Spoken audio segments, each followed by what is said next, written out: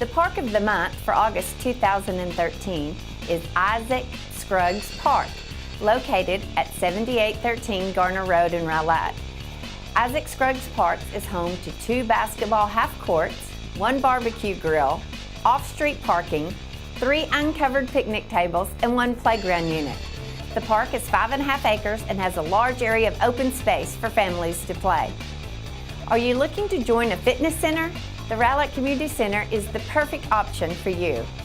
In addition to the weight machines and cardio equipment in the fitness room, the Community Center also has an indoor track, racquetball courts, 2 gymnasiums used for basketball and volleyball, as well as locker rooms with showers and a child's play area. Rowlett residents may receive the resident membership rate by presenting a form of identification establishing Rowlett's residency. Annual membership is valid for 1 year from date of purchase.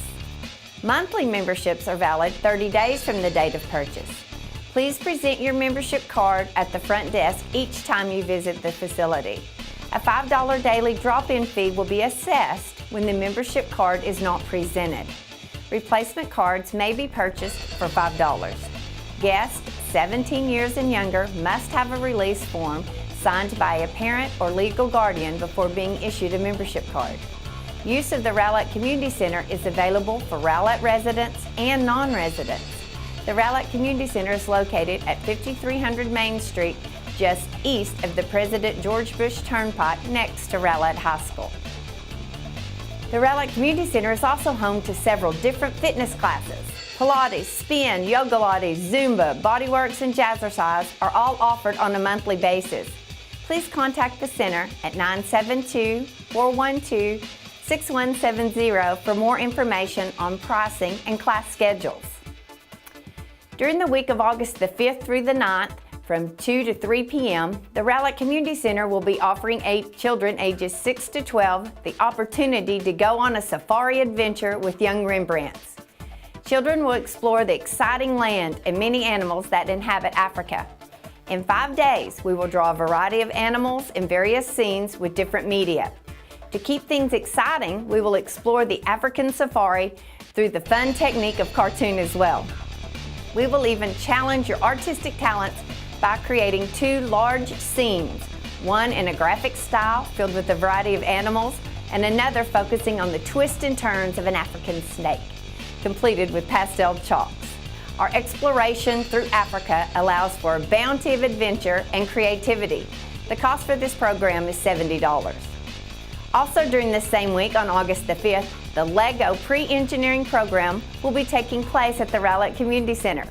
Play Well Technologies will be here to help your child's imagination run wild with over 100,000 pieces of Legos. In this fun-filled creative class, kids learn building technologies that help make their ideas a reality with the guidance of an experienced Play Well instructor. Ages 5 through 12 are welcome. The cost is $170 for the week. Attention seniors, it's that time of the month again. On August the 8th, the monthly potluck social will be taking place at 11:30 a.m. This month is barbecue. Please pre-register 2 days in advance and bring a side dish to share. On Tuesday, August the 20th, the monthly Senior Healthcare Seminar will be held. Important health and independent living topics will be addressed at this seminar. Please pre-register. This month's Lunch Around Town will be taking place at Chick-fil-A. Come out and meet other local seniors for a lunch on Tuesday, August 27th. This is a great opportunity to meet new people or just to socialize with friends. Senior fitness classes will be taking place this fall. It includes PACE, People with Arthritis Can Exercise, Senior Fitness Fun, SAIL, which is Stay Active in Life, and Senior Stretch. If any of these classes interest you, please contact the Rowlett Community Center at 972-412-6170. Upcoming special events include Movies on Main will take place on Fridays in September. Movies start at dusk. Bring your family and blankets down to Main Street and just relax. September the 6th, we'll be showing Paranormal. September 13th, The Little Rascals. And September the 20th, Hotel Transylvania. After August 18th, Wet Zone Water Park will be closed down for the year, but until then, there's still a lot going on for the month of August at the water park. On Friday, August 2nd, come out and take part in the Flick and Float of the Year. You and your family are invited to come watch a movie under the stars and be sure to bring a raft. Bring out the entire family for a day of fun in the sun and hang out for a $3 hot dog special and a special showing of the Lorax. On Monday, August 5th at Wet Zone Water Park, we will be showing our appreciation for season pass holders.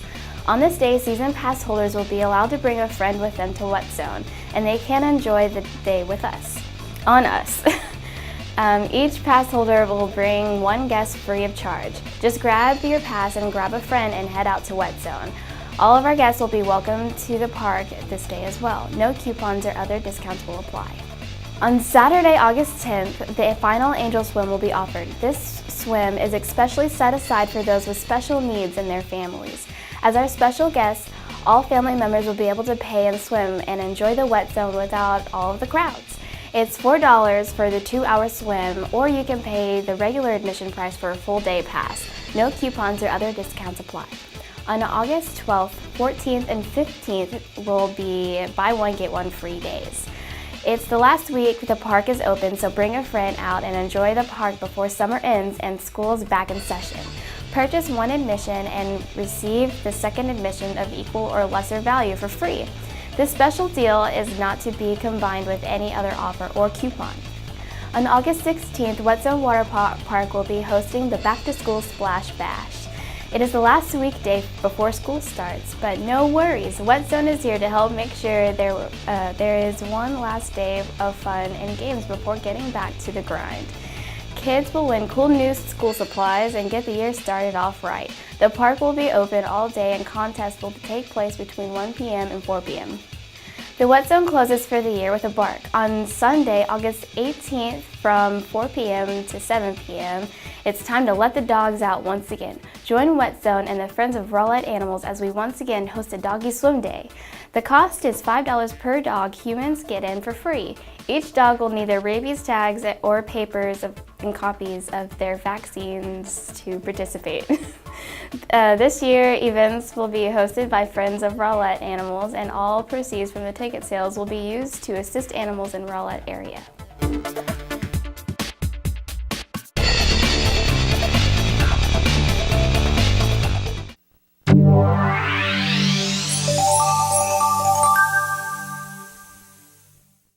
Hello, I'm Alan Gard, the Director of Financial and Information Services for the City of Rowlett, and welcome to this month's update of the City of Rowlett's monthly financial report.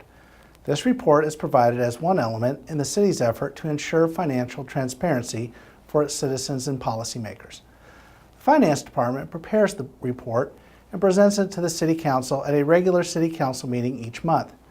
While the presentation made at the Council meeting usually provides a high-level overview, the report itself is very detailed, providing information on each of the city's funds, key local, state, and national economic indicators, and dashboard information about the city's primary operating funds, major revenue sources, and overall fund performance. The purpose of this report is twofold. First, the report informs the City Council and public regarding the status of the city's financial position. In other words, where are we versus where do we project we would be at this time of the fiscal year? Second, this report informs the staff and City Council about significant variances in projected versus actual revenues and expenditures. This allows the Council to monitor the city's financial position and make adjustments as needed. This report also provides a context for making decisions appropriately for future budgets.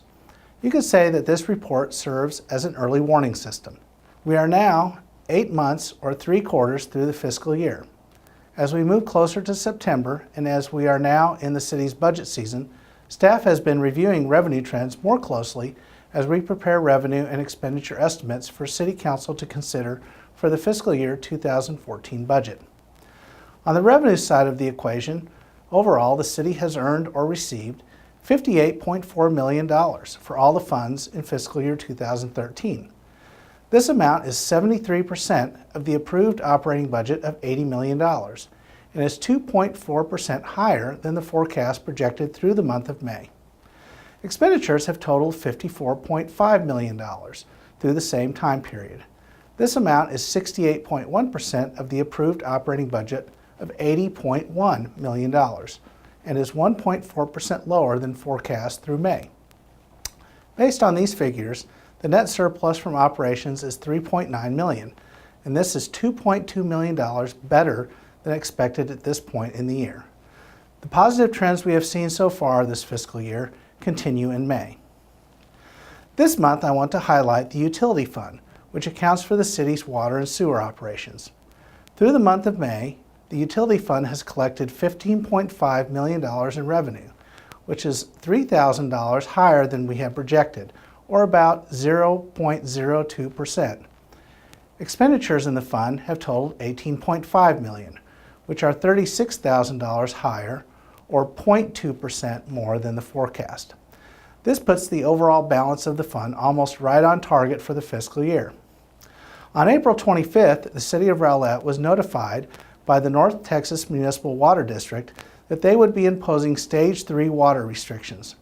The financial model used to forecast utility revenues and expenditures took that possibility under consideration. By anticipating Stage 3 restrictions, the model did not include any additional revenue, and the utility fund should end the year right on budget. You can find this information and much more when you view the entire report at the city's website, www.rowlett.com.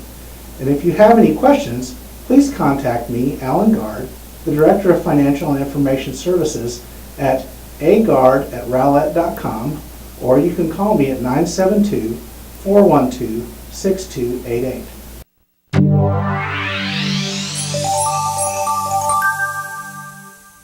Where your money goes. Utility construction crews will be replacing over 500 feet of existing 6-inch water main on Hidden Valley Court.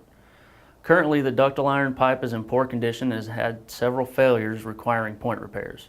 They'll be utilizing pipe bursting technology to pull new PVC pipe through the existing and making new taps for all the residences served by that main. One fire hydrant will be replaced and one will be added near Weems Way, ensuring better fire protection and safety for our community. This is the third of many mainline replacement projects to come. As we evaluate and determine the condition of both water and sanitary sewer mains, we'll replace them as needed. This is all part of an initiative to eliminate mainline failures and allow us to provide uninterrupted service to the citizens of Rowlett. Where your money goes.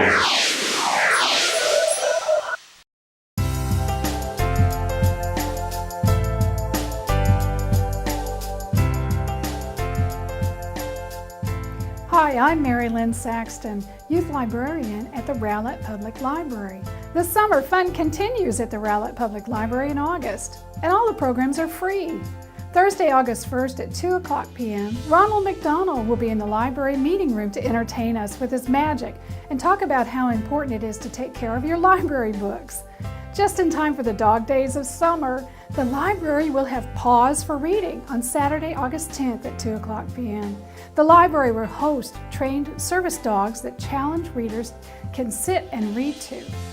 Dogs will quietly and patiently listen to children read books. Move on over to the library on Saturday, August 17th at 10 a.m. on the lawn in front of the library for a mobile dairy presentation. See a dairy cow and learn about the importance of dairy products. Enjoy an ice cream sandwich afterwards. The Rowlett Public Library has story times for children. Baby's story time is every Monday morning in August. Introduce your babies to books and vital pre-reading skills with interactive story times. Walking babies at 10:30 and lap sit babies at 11:30. Toddler story time is every Wednesday morning in August at 10:30. Toddlers have fun while developing a love of learning. Stories stress letter recognition with interesting and colorful tales plus music. Preschool story time is every Friday morning at 10:30. Continue a child's introduction to the alphabet and promote early word recognition by encouraging little ones who are almost ready for school to read along and learn rhymes. Also, hand-eye coordination is improved through finger plays followed by a craft. The first day of school is just around the corner, parents. If you didn't finish your reading lists, it's not too late. Let the helpful library staff assist you in finding the books you need to round off the summer and start your school year off right. Area school teachers are invited to visit and take a tour of the library and see what materials and services are available to the community. Speak with the librarians about curriculum support while enjoying some tea and cakes. Free for teachers of Rowlett schools and homeschools on Tuesday, August 13th at 2:00 p.m. in the Rowlett Public Library Meeting Room. If you are interested in attending, please call 972-412-6161 to register. There's always something fun and educational at your Rowlett Public Library, located at 3900 Main Street in downtown Rowlett.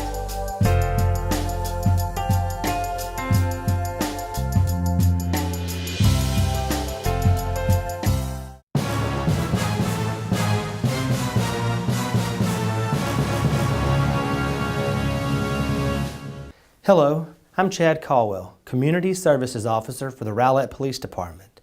And today I'm going to talk to you about an epidemic that is sweeping across our country and infiltrating into our children's lives. That epidemic is cyberbullying. Encourage your children to talk to you if anybody says or does something online that makes them feel uncomfortable or threatened. It's important to keep the lines of communication open with your children. Watch for the warning signs of being cyberbullied, such as a reluctance to use the computer, a change in your child's behavior and mood, or a reluctance to go to school. Tell your children to guard their contact information. Children should know that people will use their information they post online to cause them harm. And remind your children that people they communicate with and befriend online have open access to all of their posted content and nothing is a secret. Remind your children that those who bully want to make their victims feel as if there is something wrong with them. But victims should know there is nothing wrong with them. It is the bullies who have the real problem. Take a look at this next video, and as always, stay safe, Rowlett. A new virus, unlike any other, has infiltrated schools through social media. A pandemic quickly spreading around the world.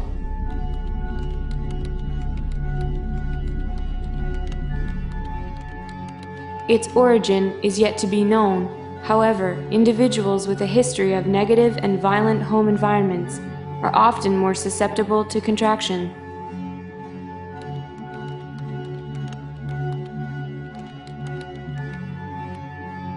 This girl has been infected.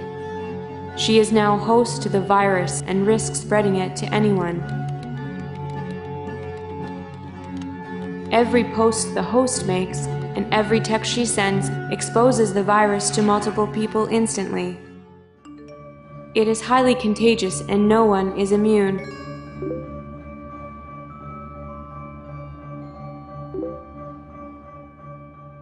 But some individuals may suffer more greatly from its side effects.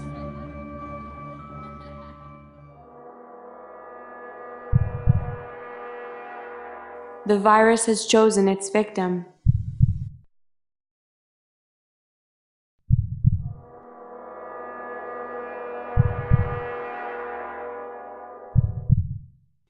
Carriers of the virus can be the least suspected of people and may even be unaware of their own infection.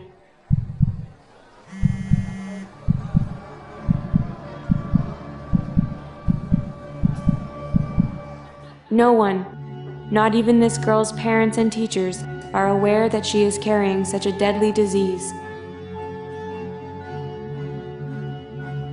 Strains of this illness can be transferred by phone, email, and social media. Through wireless and satellite transmission, it can reach you at home, at school, or anywhere. The effects of the virus can take hours or days before getting out of control and causing serious damage to its victims. The virus feeds on those who are vulnerable to feeling emotions of hate, anger, envy, insecurity, and peer pressure.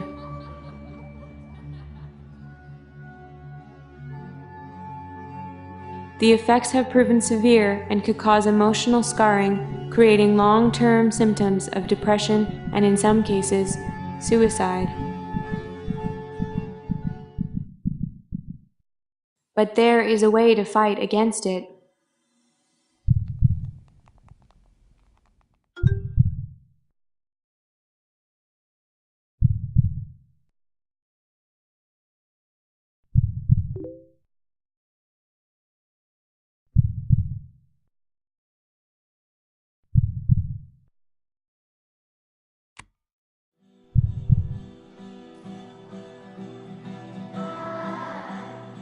Fight the virus.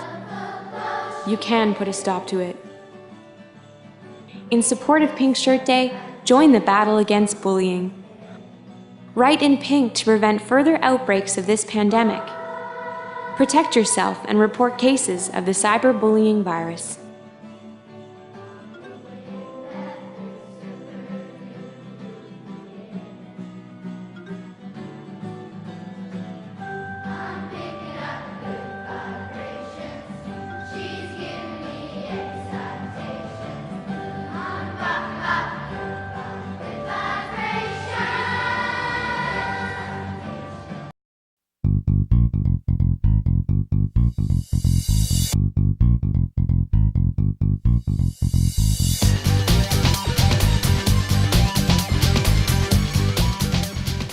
Hi, I'm Brian Begner, the Fire Marshal for the City of Rowlett.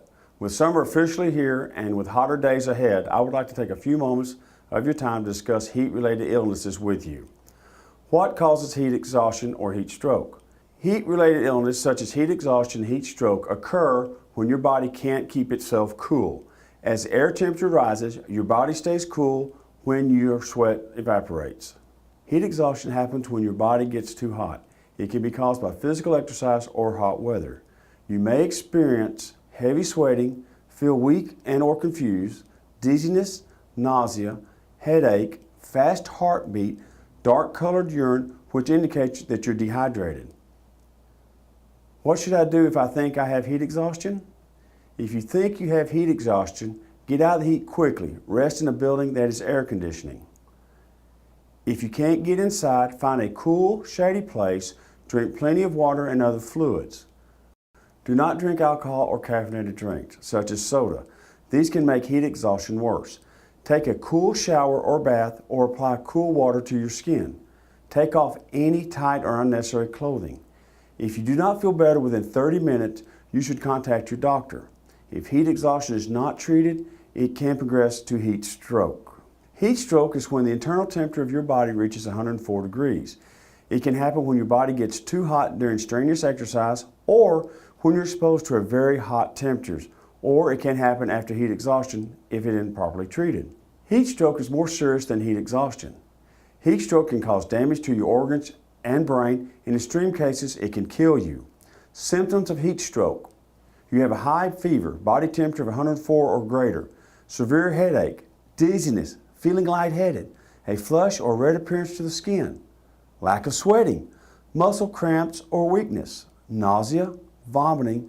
You have a fast heart rate, fast breathing, feeling confused, anxious, or disoriented, and possibly seizures. If you think you might have heat stroke, call 911 immediately.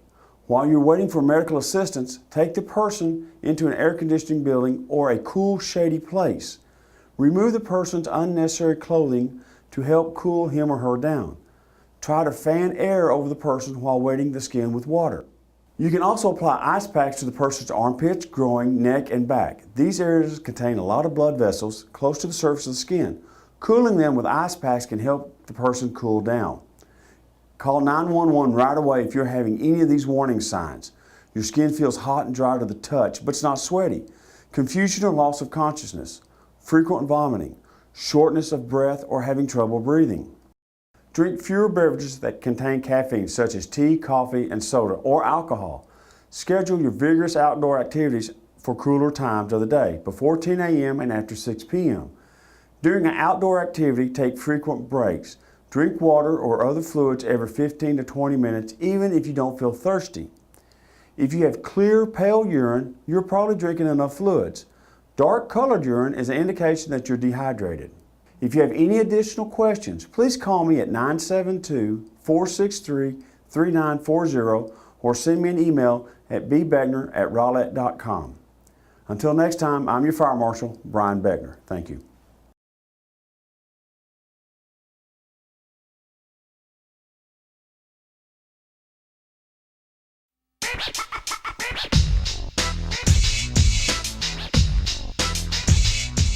Hi, my name is Phil Barrett, Technical Services Supervisor with the Rowlett Public Library, and today we're going to talk about smartphones.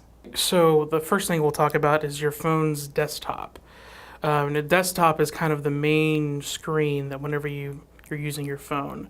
So you see here that as opposed to your computer screen, which is just one thing, on your phone you've got these multiple screens you can go back and forth on. And then on these, with the Android, it's pretty customizable. You can put a bunch of icons on there, or you can have it completely free of icons, whichever you prefer. Now, if you're wanting to move things around, all you do is press and hold. So you see here, I'm just moving the icon between different pages. And that's all there is to it. Or if you want to get rid of it, again, press and hold, and then drag down to where it says remove, and then you've removed it. Now this will look a little bit different depending on what phone you're using. See, you just move it around. But even if it doesn't look exactly the same, it works very similarly if you're using an Android phone because they all run on the same operating system. Now for an iPhone, you'll see that it is similar in that you've got multiple screens you can go back and forth. One difference is if you go all the way to the left here, this is your search bar. So you can type in with a keypad here if you're wanting to do a search for either something on the phone, or if your phone's connected to the internet, you can use that. One difference between the iPhone and the Android is that with the Android, a lot of your apps are on a separate menu, which I'll show you here in just a minute. But on the iPhone, all the apps are here on the screen. So everything you've got is just already there. So you don't have to go into that separate menu in order to find things. Now, moving icons works kind of the same way. You just press and hold, and you see how they're kind of shaking there. And then you can move them around from screen to screen, or just around within the same area. Now, something else you can do that's kind of neat is make different folders. So let's say you have one icon and you want to group it with another, you can just move to that and let it go. And now you can see there's a new folder that's been created there for the desktop. Now, the phone is going to automatically give it a name, but just by clicking here and hitting delete, you can change whatever the name of that is and decide to call it whatever you want to call it. Now, I showed you a bit about moving things around on the main screen here. With the Android, how you access your apps and other things, there's actually a separate menu. Now on this phone, it's this little arrow here, you click on it, and there's the menu. Depending on what kind of phone you have, again, it looks a little bit different because lots of different manufacturers make Android phones. But you would just, again, click this button here, or again, whatever it looks like on your phone, find whatever it is you're looking for, let's say Netflix, and just click and hold, and it'll bring it back to the desktop, and you can choose where it goes.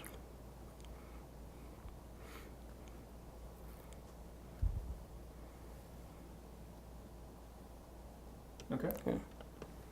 Now, one important thing you want to look for on your phone is the settings. And you'll access them that same way through the app menu if you're using an Android device.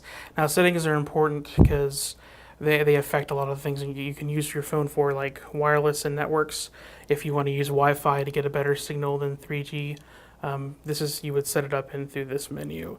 You can look at which accounts you have on there. So if you want like a Facebook account or a Twitter account, you can manage it through this menu here. Security, applications, SD and phone storage. A lot of phones have an SD card you can put in them, and that helps you free up some of your space that's on your actual phone.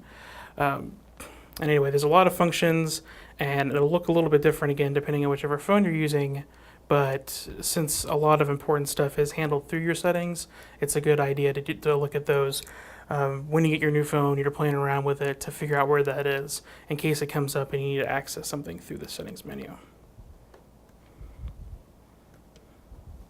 Okay. Now on the iPhone, same kind of thing.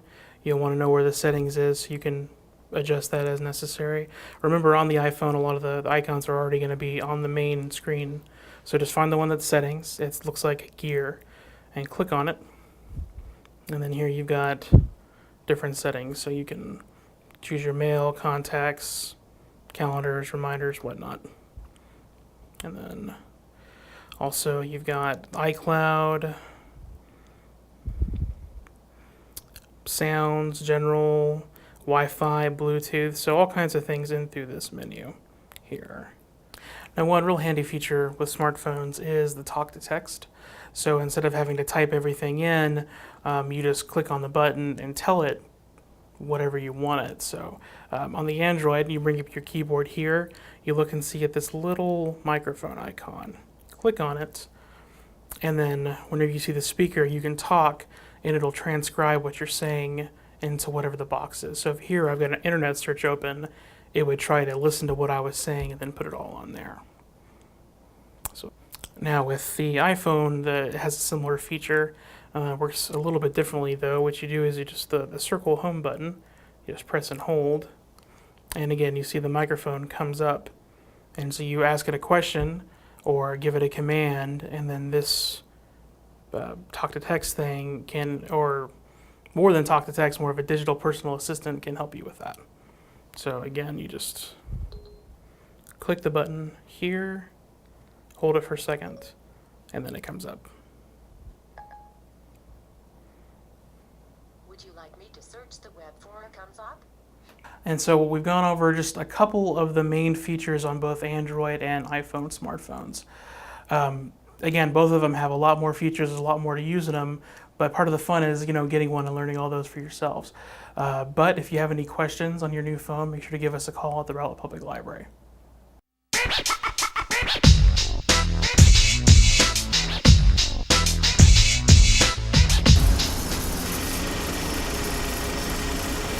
Merritt Road is a capital improvement project being built as an interconnector for the PGBT. The roadway will be a northern gateway into the city of Rowlett and serve the future development of the city's North Shore District. The original contract amount for this project is $12.7 million, with 80% of the roadway funding being provided from the Regional Tollway Revenue Fund. The completed roadway will be configured as a 4-lane divided pavement with the median landscaping functioning as an environmentally friendly stormwater conveyance. The construction of the new water system associated with this project to replace the aging system in this quadrant of the city is now 100% complete and in service. The proposed sanitary sewer line is 100% complete from the south end of the project north to Castle Road. This line will provide city sewer service to the residents south of Castle to the PGBT. The proposed installation of the drainage system has begun and is 80% complete. All of the integral upgrades to the city's infrastructure will provide the capabilities to provide more than adequate service for the anticipated growth that will come with the PGBT. Merritt Road now has two-way traffic on the new pavement along the southbound main lane throughout the entire limits of the project. Motorists will now travel this route as part of the new Merritt Road reconfiguration. Both Castle and West Hickox have been reopened, while East Hickox remains closed to allow for the final construction of the intersection. This closure should last 3 to 4 weeks, weather permitting. The overall project is currently 80% complete and ahead of schedule. Kyle Road is a capital improvement project to improve the drainage capacity of Long Branch Creek. The project contract is $658,000 and includes the extension of the existing culverts under Kyle Road and the addition of a culvert, widening of the roadway, and the replacement of aging water and sanitary sewer pipelines in conflict with the culverts and head wall structures. The north box culvert footing and face wall is complete. The north and south main lanes have been paved and are complete. Project is at 100% complete. Larry Street is an improvement project funded by the Federal Community Development Block Grant, or CDBG, administered by Dallas County. The project contract is for $785,000 to include the much needed drainage improvements, replacement of aging sanitary sewer and water systems, the construction of a 5-foot pedestrian sidewalks and 8-inch concrete pavement. The construction of the new water and sanitary sewer system is 100% complete. All of the drainage improvements associated with this project have been completed and all of the main lanes have been paved. All the proposed sidewalks and ramps have been constructed. Remaining driveway approaches and sidewalk retaining walls are currently under construction. Substantial completion was June 18, 2013. The 2009 alley reconstruction was a $2.4 million capital improvement project consisting of the removal and replacement of alley paving and the improvement of storm drainage in 22 alleys throughout the city. The city added 4 additional alleys to the project and the work has begun. The Linwood Miller Alley is currently being constructed. All of the drainage improvements are 100% complete. The Linwood Miller Alley is currently being constructed. All of the drainage improvements are 100% complete. The Inwood Dowrock Alley is 100% paved and all the drainage improvements have been completed. The Wood Glen Alley is 100% paved and all the drainage improvements have been completed. Substantial completion has been submitted. Hello, I'm Joe Tilger, the Environmental Health Manager with the City of Rowlett. I'm here today to talk about mosquitoes and West Nile virus disease. In 2012, a significant part of North Texas experienced the largest outbreak of West Nile to date. West Nile is a viral disease that can principally affect humans, horses, and birds and is transmitted by the bite of an infected mosquito. Within the City of Rowlett in 2012, there were 10 confirmed human cases of West Nile disease and 1 fatality. In 2012, several ground applications of mosquito spraying in localized areas occurred where positive trap results or when a confirmed human case was verified. In late August of 2012, citywide ground spraying occurred, followed by 2 nights of aerial spraying, which brought about the end of the West Nile epidemic. In an effort to minimize mosquito nuisances and West Nile disease, Dallas County Health and the City of Rowlett will be modifying the monitoring and action plans in anticipation of another busy mosquito season. Mosquito control in Rowlett is the shared responsibility of the City of Rowlett, property owners, Rowlett citizens, and the Dallas County Health Department. The City of Rowlett contracts and partners with Dallas County Health and Human Services to provide mosquito trapping, monitoring, testing, and spraying if needed.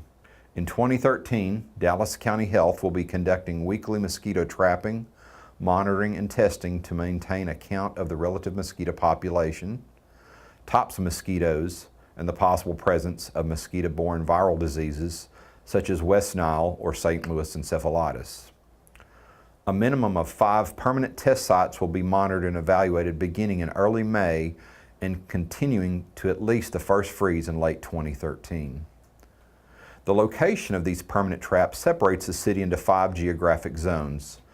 Should a positive result for West Nile or another related mosquito-borne disease be found, then Dallas County will ground spray an entire zone beginning as early as 9 p.m. that evening. Dallas County staff will contact the City of Rowlett of the impending ground spraying plans, and Rowlett citizens will be notified that day by the Blackboard Connect phone system. Also, the placement of signage in the affected areas and messages placed on the City of Rowlett's webpage. This streamlined monitoring, testing, and possible treatment of affected areas has been designed to quickly address and react to existing mosquito-related health risk. This modified plan is a concerted effort to minimize the threat of West Nile disease to Rowlett citizens. Residents can practice what is known as the 4 Ds of mosquito safety that can greatly lessen the chance of mosquito bites and related disease. Citizens can also lower their personal risk to West Nile disease by taking actions at their own property and engaging in personal protection actions. The first D is to drain standing water. Residents should inspect their own property for standing and stagnant waters. When found, these items should be drained. Items at home such as flower pots, bird baths, clogged gutters, kiddie pools, French drain systems, non-functional fountains, uncovered boats, buckets, wheelbarrows, and any other item that may collect water could be development sites for mosquito larvae.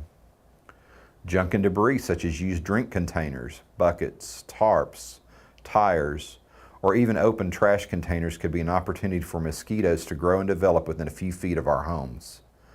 Residents should also be aware that the outside grills can often provide a temporary cover for adult mosquitoes, with some models containing a grease catch basin. These containers could hold a mixture of food material and water from precipitation. Residents that have outdoor swimming pools and/or spas should assure that their units are always maintained to have sufficient water circulation and proper water clarity. Residents that see or know of other properties with an unattended pool or spa are encouraged to contact the Rowlett Community Services Division to have a staff member inspect a location to assure no mosquito activity is present and to minimize potential drowning risk to children. The second D is to be aware of increased mosquito activity that persists from dawn to dusk. Most mosquitoes avoid direct sunlight and hence wait to feed once sunset has occurred. One of the major groups of mosquitoes that is a transmitter of West Nile disease is the Culex genus. This group of mosquitoes often has high feeding activity just after sunset. Rowlett residents should try to limit their time outside once direct sunlight is gone when possible. The third D for personal protection is dress. Residents can take action to minimize mosquito exposure by wearing light-colored, long-sleeve shirts and pants. Clothing that covers exposed skin will offer more protection against insect bites. The fourth D for mosquito protection is to use DEET products. Mosquito repellents such as Off, Cutter, or other approved repellents can be applied to clothing, shoes, socks, and directly to the skin when the label states such application methods. Using these products when outside, and especially after sunset, can greatly reduce insect bites. Be sure to follow label directions and avoid application near the eyes, nose, mouth, and children's hands. These products should be applied to clothing when possible to minimize excessive skin exposure. Rowlett staff has already begun planning, surveillance, and inspection to minimize mosquito nuisances and public health risk. Take an active part in protecting your property, protecting your family, and staying informed. For more information and references, please visit our website at www.rowlett.com and select Mosquito and West Nile information on the lower left tab of the web page. Significant postings of mosquito activity, spraying treatments, zones to be treated, and other information will be available on our web page. It's all of our responsibilities to make Rowlett one of the safest and healthiest communities in North Texas. Together we can make a difference. If you have any questions, comments, or concerns about mosquitoes, West Nile disease, or any other of the mentioned items, please contact the Rowlett Community Services Division at 972-412-6283. That's 972-412-6283. We can also be reached by email or on the web at rowlett.com. Thanks for tuning in.